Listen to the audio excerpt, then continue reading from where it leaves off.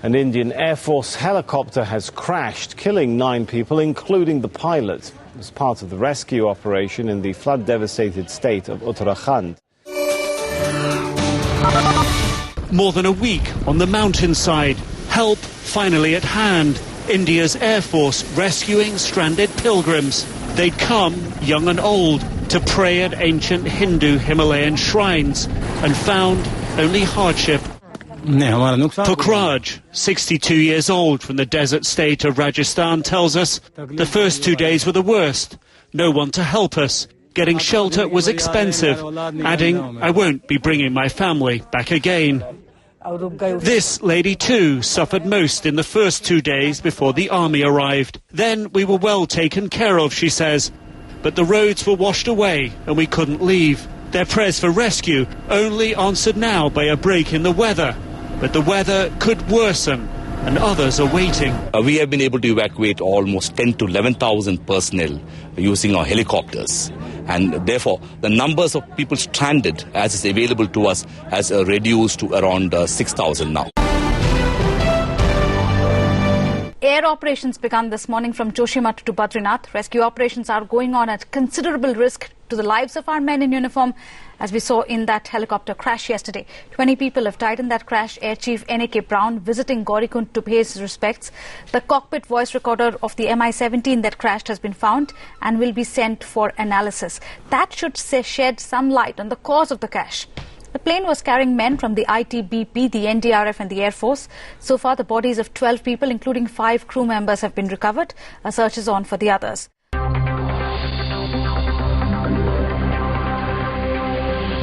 It is a very tragic incident. Our brave soldiers who have been engaged in a very courageous operation in Uttarakhand have lost their lives. I am with them in this tragic moment. The entire country is standing beside our soldiers. Almost 100,000 people have been rescued from the waters so far, but tens of thousands are still stranded. Tens of thousands more are missing. These could turn out to be India's worst floods in living memory. Prayers are being said across the country for the victims of this most destructive of natural disasters.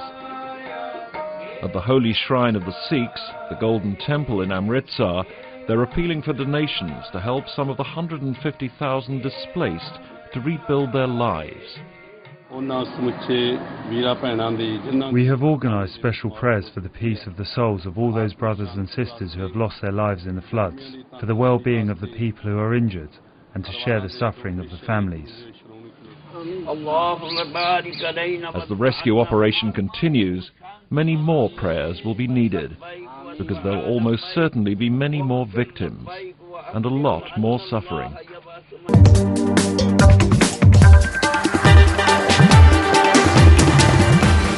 Is there still a hope for survivors in some of the areas like Kedarnath?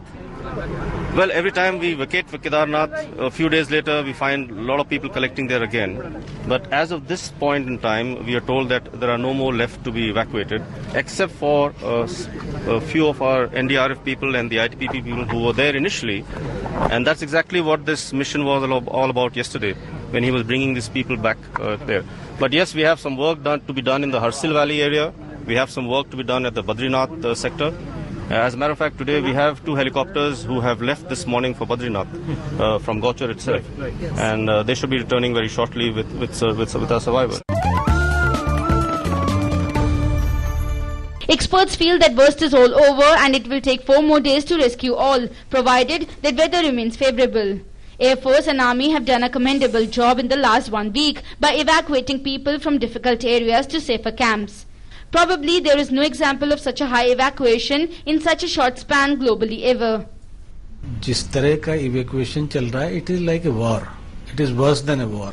The war में तो फिर भी आप एक दूसरे की position को समझते हुए आगे बढ़ते हैं, पर जो अभी स्थिति है उसमें तो आपके पास टाइम ही नहीं. You are fighting against time and you have to evacuate people.